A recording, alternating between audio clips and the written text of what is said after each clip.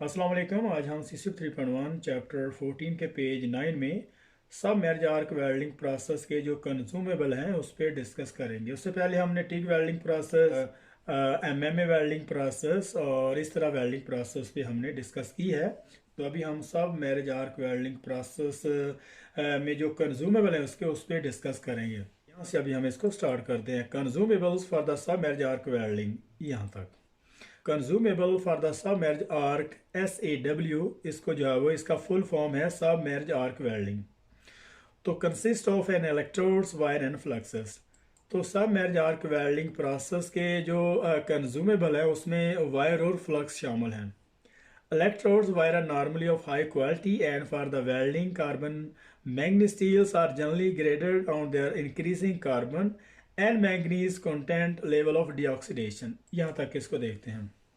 और इसकी जो फिलर वायर है, जो इलेक्ट्रोड्स हैं, वो आमतौर पर हाई क्वालिटी, और इसके जो फिलर वायर हैं, जो इलेक्ट्रोड्स हैं, ये हाई क्वालिटी के होते हैं। और इसके अलावा इसमें जो कार्बन मैंगनीज स्टील है, कार्बन मैंगनीज स्टील को जनरली आमतौर पर जो ग्रेडेड किया जाता है उसके बढ़ते हुए कार्बन और मैंगनीज कंटेंट हैं और लेवल ऑफ डीऑक्सीडेशन पे।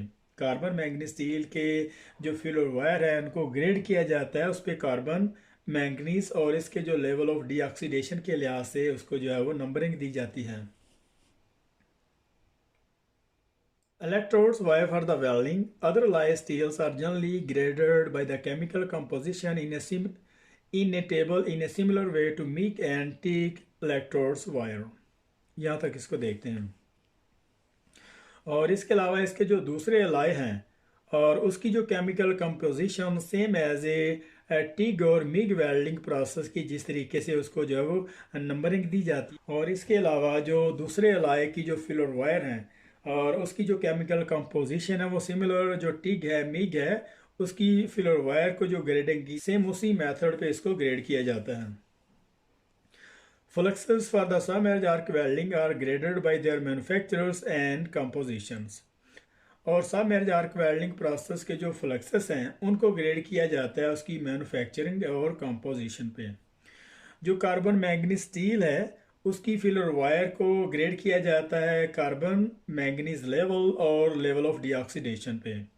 और इसके अलावा जो दूसरे अलाय स्टील हैं उसको जो ग्रेड किया जाता है। और इसके अलावा जो दूसरे अलाय हैं, फिलर वायर के जो दूसरे अलाय मेटल हैं, उनको ग्रेड किया जाता है उनके केमिकल कंपोजिशन पे, सिमिलर ऐसे जैसे जो मिग मैग और टिग वेल्डिंग प्रोसेस को किया जाता है। और इसके अलावा जो सब मेर्ज आर्क वेल्डिंग प्रोसेस के जो फ्लक्सेस हैं उनको ग्रेड किया जाता है उसकी मैन्युफैक्चरिंग और कंपोजिशन पे। There are two normal methods of the manufacturers known as a fuse and agglomerators. तो यहाँ पे सब मेर्ज आर्क वेल्डिंग प्रोसेस में दो किस्म के जो फ्लक्सेस होते हैं, जैसे फ्यूज़ और अग्लोमीरेटेड फ्लक्स। फ्यूज़ फ्लक्सेस जो है वो लिक्विड टाइप के होते हैं और जो अग्लोमीरेटेड फ्लक्सेस हैं वो बेसिक टाइप। और बेसिक टाइप मतलब जो जैसे सूजी है, बिल्कुल उसी तरीके से इसके जो ग्रेनुलर हैं वो भी इसी कैटेगरी के होते हैं। और जो फ्यूज़ फ्लक्सेस हैं जिसको हम एसर टाइप कहते हैं, ये लिक्विड टाइप के होते हैं। Fuse fluxes are mixed together and baked at very high temperatures greater than 1000 centigrade. यहाँ तक इसको देखते हैं। और जो फ्यूज फ्लक्सेस हैं ये ऐसे टाइप होते हैं और इसको हाई टेम्परेचर पे जो है वो ग्रेटर देन 1000 सेंटीग्रेड पे इसको जो है वो ग्रेटर देन 1000 सेंटीग्रेड पे इसको जो बेक किया जाता है। Where all the component become fuse together. और वहाँ पे हाई टेम्परेचर पे जितने भी उसमें कंपोनेंट हैं, जिसमें उसमें एलिमेंट होते हैं, वो फ्यूज़ हो जाते हैं। When cooled the resultant mass resemble A sheet of colour glass. और जब वो ठंडे हो जाते हैं वो दिखने में सेम इसी तरह जैसे कलर ग्लास की तरह दिखते हैं वो। Which is then pulverise into the small particles. और इसके बाद इसको छोटे छोटे ग्रेनुलर दानेदार में इसको जो है वो पल्वराइज किया जाता है, इसको पीस दिया जाता है। पल्वराइज किया जाता है मतलब पीस दिया जाता है। This particle hard. और ये जो पार्टिकल हैं ये हार्ड होते हैं, reflectors, irregular shaped and can not be crashed in the hands. और इसके जो पार्टिकल हैं वो हार्ड होते हैं, रिफ्लेक्टेड होते हैं, उसमें से लाइट और शुआएं भी निकलती हैं क्योंकि वो कलर ग्लास शीशे की तरह दिखते हैं। तो जब उसको छोटे छोटे पीसेस में कर दिया जाता है तो बहुत सारी उसमें जो है वो लाइट निकलती है। इरेगुलरली शेप्ड, और इसकी जो शेप है वो एक जैसी नहीं होती। And can not be crushed in the hands, और इनको हाथ से जो है वो क्रैश नहीं किया जा सकता। It is impossible to incorporate certain allying compound into the flux such as a ferromanganese, as this would be destroyed in the high temperature। यहाँ तक इसको देखते हैं। It is impossible to incorporate certain allying compounds into the flux such as ferromanganese, as this would be destroyed in the high temperature। यहाँ तक इसको देखते हैं। और इसमें जो और इन फ्लक्सस में जो दूसरे अलाय हैं, जो दूसरे कंपाउंड है, उसमें मिक्स करना जो नामुमकिन है, क्योंकि ये हाई टेम्परेचर पे जो है वो डिस्ट्रॉय हो जाते हैं, क्योंकि ये हाई टेम्परेचर पे जो है वो ख़राब हो जाते हैं। जैसे कि फेरोमैंगनीज है, अगर हम इस पे ऐड करते हैं तो हाई टेम्परेचर पे ये जो है ये ख़राब हो जाते हैं। और इस फ्लक्सस में जो दूसरे कंपाउंड हैं, जो दूसरे एलिमेंट हैं, जैसे मैंगनीज है, वो इस पे मिक्स करना जो है वो नामुमकिन है, क्योंकि ये हाई टेम्परेचर पे ड्यूरिंग मैन्युफैक्चरिंग प्रोसेस के दौरान अगर इसको मिक्स करते हैं, क्योंकि इसका टेम्परेचर बहुत ज़्यादा हाई होता है, तो इस वजह से ये ख़राब हो जाते हैं। Fused fluxes tend to be of acer types and are fairly tolerant of pure surface condition। यहाँ तक इसको देखते हैं। और जो फ्यूज फ्लक्सेस हैं ये एसर टाइप होते हैं और ये पोर सरफेस कंडीशन को बिल्कुल बर्दाश्त नहीं करते, but produce comparatively low quality weld metal in terms of the mechanical property. लेकिन ये लो क्वालिटी वेल्ड मेटल देता है, और इसके अलावा इसकी जो टेंसाइल स्ट्रेंथ और टफनेस है, और इसके अलावा इसकी जो मैकेनिकल प्रॉपर्टी है, जैसे टेंसाइल स्ट्रेंथ है, टफनेस है, वो भी इसकी लो होती है।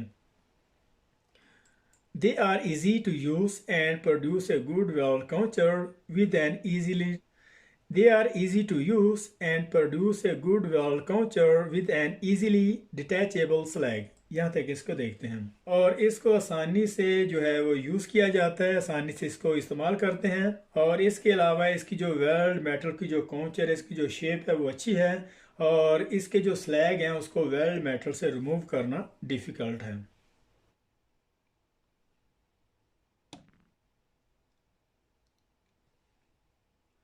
तो यहाँ पे कुछ क्वेश्चन भी बनते हैं कि जो फ्यूज फ्लक्सस हैं ये हार्ड होते हैं और रिफ्लेक्टेड भी होते हैं, और इसकी कोई शेप भी नहीं होती, और इसको हाथ से क्रैश नहीं किया जाता।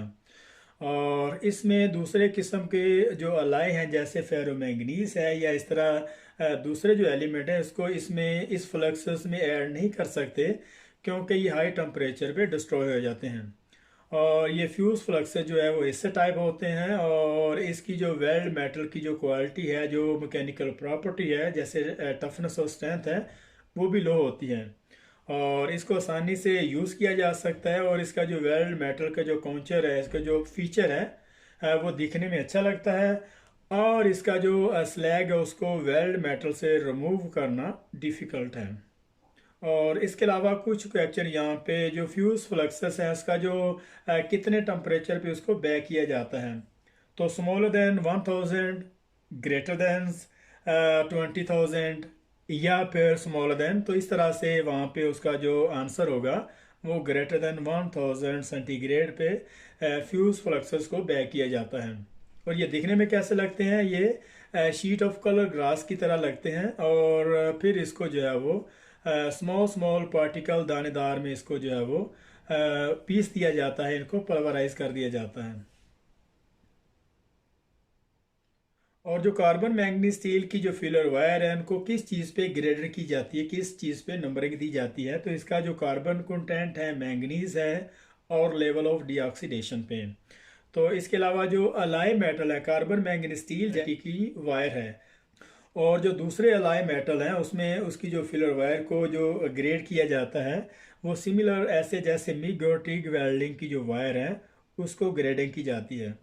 तो फ्यूज फ्लक्सेस जो हैं इसको मैन्युफैक्चर और कंपोजिशन पे जो है वो ग्रेड किया जाता है। तो यहाँ पे हमारा 14.9 यहाँ पे ख़त्म हो रहा है। तो मिलते हैं नेक्स्ट पेज में 10 में, तब तक के लिए अल्लाह हाफिज़।